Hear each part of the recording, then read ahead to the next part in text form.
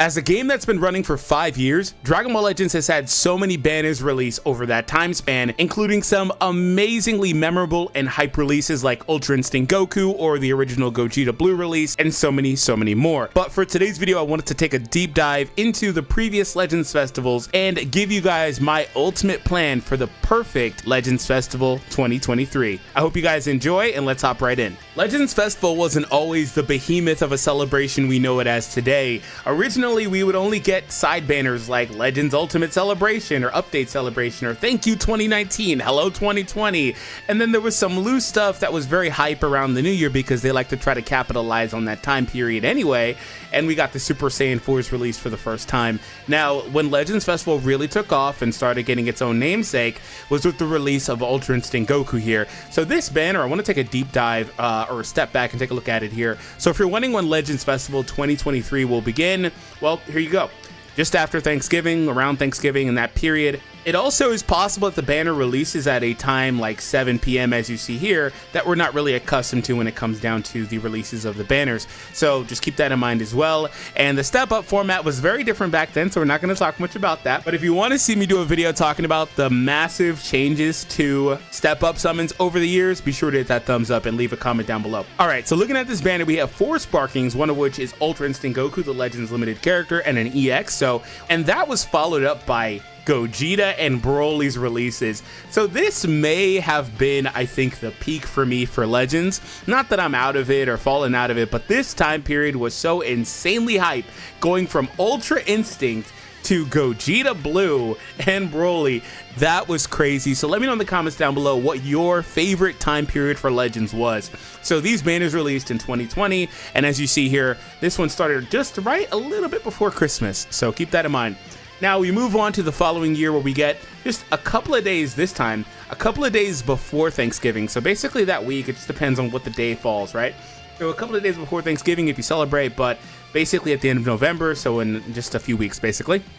We got the release of Step Up Call of Hope, which is Trunks, and we also had our first ever tag character, Goku and Vegeta, with another edition of Broly and Gogeta returning and some stuff like that. And I believe this was followed up by the Super Gogeta release, but I don't have the actual banner info, so I'm pretty sure this followed up shortly thereafter in the beginning of the next year. So Legends Festival is a very ingrained celebration in the community. We love Legends Festival, right? So let's go ahead and talk about what I think they could do for this year. Before I do that, I should probably mention that we did also obviously have Legends Festival last year, which was these couple of step-up banners with the Super Saiyan 4s and then the Vegeta and Trunks, and then that was followed up by, I believe, Ultra Gogeta Blue. So yeah, he's not showing here because the Ultra banners are listed a little bit differently, but nonetheless, I'm pretty sure he followed up shortly thereafter. So if you're wondering when this started last year, it was actually on the 24th. So again, just depends when the day falls, but the 23rd, 24th, 25th are dates that we've seen, and they've all released at 7 p.m. So yeah, it's going to release earlier than usual in terms of actual time on the clock. So first things first with Legends Festival 2023, we just got Super Janemba released, and I am expecting an Ultra in the celebration. Now here's the deal with Ultra releases.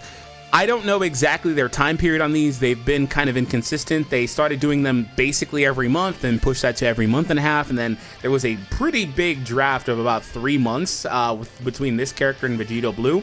So anyway, he released in the middle of October, and he's already almost a month old in about a week and a half. So what that means is that for part 2 of Legends Festival, that would line up nicely, and you know they're going to want to rake in those bucks with an Ultra release. So what I'm expecting is an Ultra that's probably going to be something along the lines of a very hype character that could be very well known and that people will be looking forward to.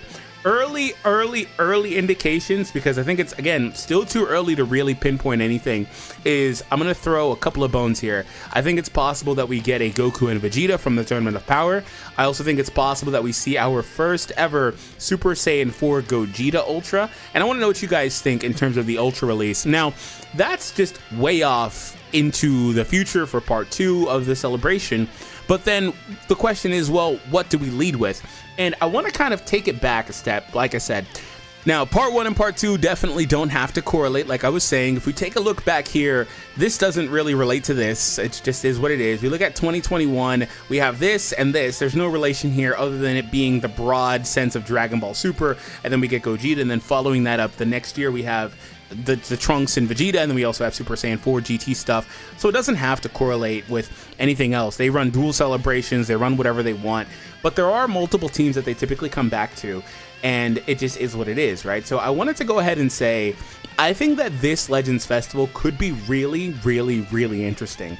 I wouldn't hold out any sort of possibility that you think could happen, because I think that there are many ways they can tackle this celebration to try to make it feel unique.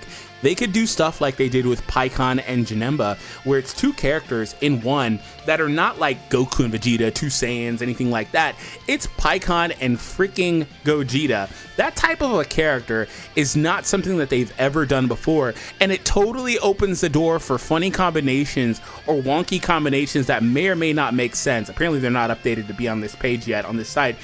Anyway, it could open the door for some other combinations that may or may not make sense. Like, I don't know, Fusion Zamasu and Vegito Blue. They could do that if they really, really wanted to. Oh, that rhymed, didn't it? They could do some crazy stuff. Now, I don't think they would do that, like the antagonist and the hero. Although that could be kind of cool because it would remind me of Versus cards from One Piece Treasure Cruise. If you know what I'm talking about, leave a like. So they could do stuff like that. They could also do Vegito Blue and Gogeta Blue. They could do Super Vegito, Gogeta. They could do all types of stuff now, right? And I think that that's really, really cool. We already had, by the way, like Gohan and Piccolo. So I guess that's the next closest thing, but it's not really the same because with that, you start off as both of them and then you just turn into one of them as opposed to one and one. So anyway, yeah, I think that that's also a thing. Also, I've said for a long time that I think that the tag system is almost like a beta version of what I have been hoping for this and the assist system to be, where they just turn into one character. There's probably something on the back end that inhibits their ability to turn these characters into a transforming character. But by God, man, Pikkon and Gogeta is like the closest thing that I could imagine that they could produce outside of just flat out saying, okay, here's Goku and Vegeta that turn into Gogeta as a revival. Like that's the closest thing that I could see, because in my brain, it doesn't make any sense why they can't do it. But again, maybe there's something in the back end, but this could also be the year that they do it because they figured out how perfectly to implement it. Also, I think there's a possibility that, like Dokkan, Legends tries to push some original animations. So if you guys didn't see what Dokkan did recently, they've been doing it for a while, and Legends sometimes does their own stuff with like villain LFs where they have to kind of spin off and remix some stuff. But if you didn't see, Dokkan did that Future Gohan Super Attack animation. They did some stuff with Vegito Blue recently too. I wouldn't be surprised if Legends tries to do their own spin on something like that. I wouldn't be surprised if they introduce a character that has their own original animations, and that, again, puts a fresh spin on releasing the same character we've seen 30 times. I also wouldn't be surprised if Legends decides to finally give us some fun stuff from the original of the story, like Shallot and, well, I said Shallot, but I don't mean Ought, I mean It. You know, the fusion? I wouldn't be surprised if they gave us, instead of Shallot, or another variation of Giblet or things like that. I wouldn't be surprised if they did these things for us. Those are all things I think that are on the table, because as a game gets older, they're going to try to spruce it up. They're trying to keep it relevant, etc. So anyway, those are things I wanted to throw out there as possibilities. Let me know what you guys think about some of those things. I think that those are all opportunities that DBL has to produce some exciting stuff. So let's get back to more of the nitty-gritty, run-of-the-mill stuff you would probably expect from this type of video. But before we do that, I want to remind you guys, if you haven't yet, please be sure to subscribe and share the video with your friends if they're interested in Legends Festival and want to know when it is and what we'll probably be getting. Odds are something I'm saying in this video will wind up happening, in which, if it does, you can come back and comment, hey D-Free, you were right. That totally isn't an ego boost, I swear. Anyway, GT.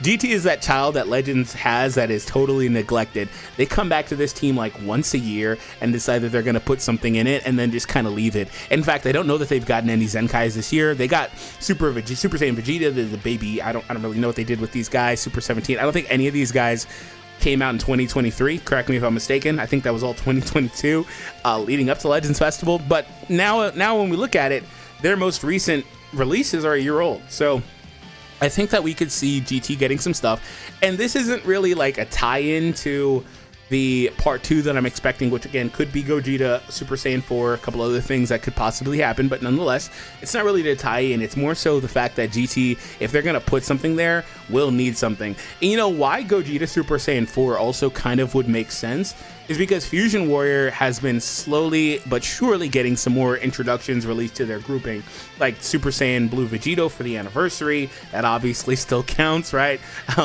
We got the Pycon, who is totally not being sold as a Gogeta character.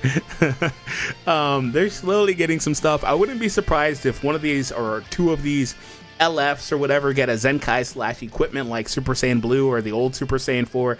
I wouldn't be surprised if, well, he already has an equipment, but you get my point. I wouldn't be surprised if these characters start getting more buffs. We also got a Zenkai for the green Gogeta. So Fusion War, I think, is a team that's kind of primed already to start getting more releases, and they could also give Gogeta, or Vegeta Blue, excuse me, more support with another Gogeta release, and that's just how I think things could potentially go. So outside of that, though, GT is heavily neglected, and I don't think it's particularly fair for GT fans. Let me know how you guys feel about it. But I have to say that I've said over the years, and I have to say it again, maining GT as your main team in this game, if you're trying to be competitive, is probably the worst decision you can make. It's not at all like movies, where movies is so broad that they come back to it all the time because they have so much material to pull from. I mean, recently we got this Goku's equipped, the green Goku. We got Hero Tapion, so there's some Wrath of the Dragon stuff. We got Path to Power Goku and Roshi, and then Android 8 from that movie as well. We got Ultra Super Janemba. We got LF Pycon Gogeta. So like, they can do so much with this. The only actual group that they come back to, probably more than they should, is Future, and even then, Future hasn't actually got a ton of stuff this year. They've gotten a few releases that are really strong, and that's kind of it. So I wouldn't actually be surprised if we see Legends Festival 2021 Part 2 with Future and GT being the split there. Personally, for me, unless they do something where they're doing original animations like I was saying, or some wacky combination like, I don't know, just Goku Black and Zamasu together or something, unless they do some stuff like that, I don't really know how hype I would be for this.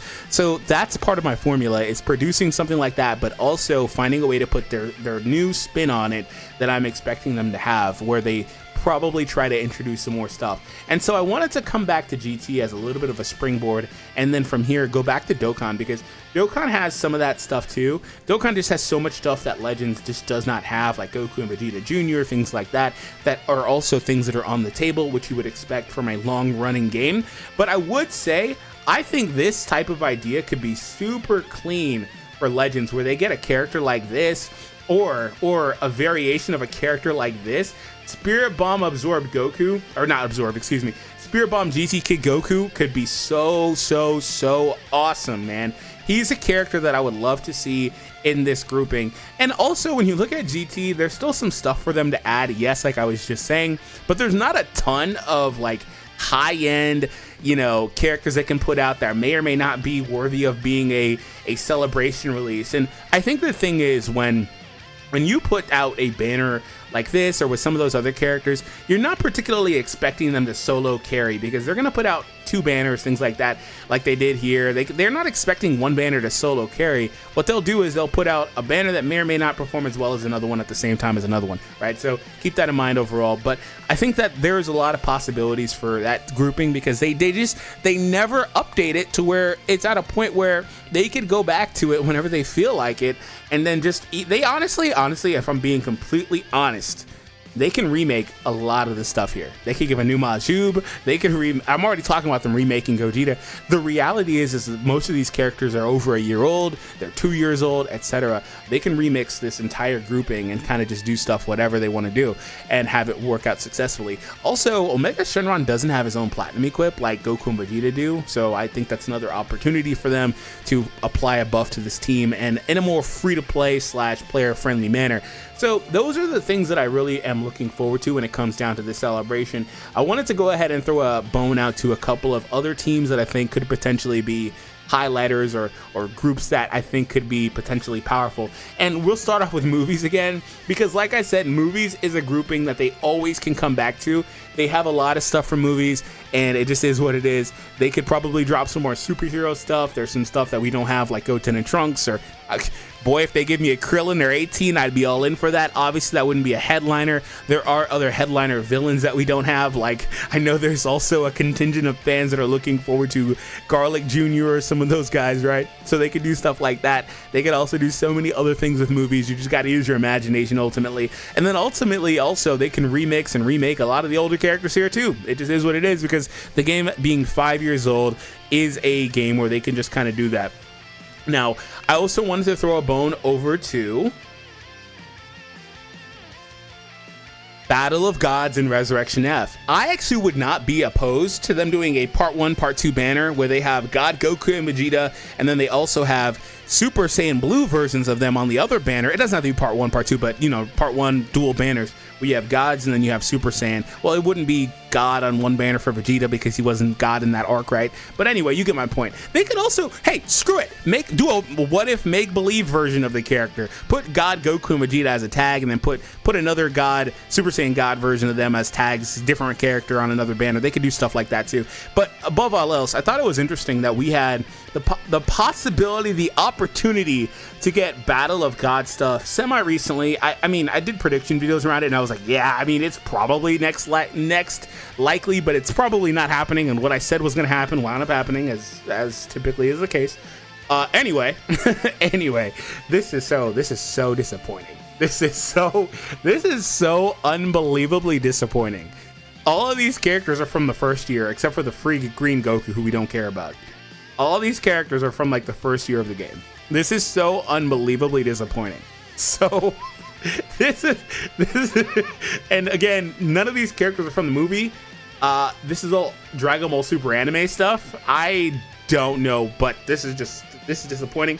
There is so freaking much potential here, and I'm not even gonna bother pulling up Resurrection F because it's equally disappointing, although they had some more releases like those first anniversary characters and stuff. But yeah, so I'm gonna go ahead and just throw this bone here, and this will be our last one. So if you guys enjoyed the video, like I said, hit that thumbs up, subscribe, let me know what you guys think they could potentially do.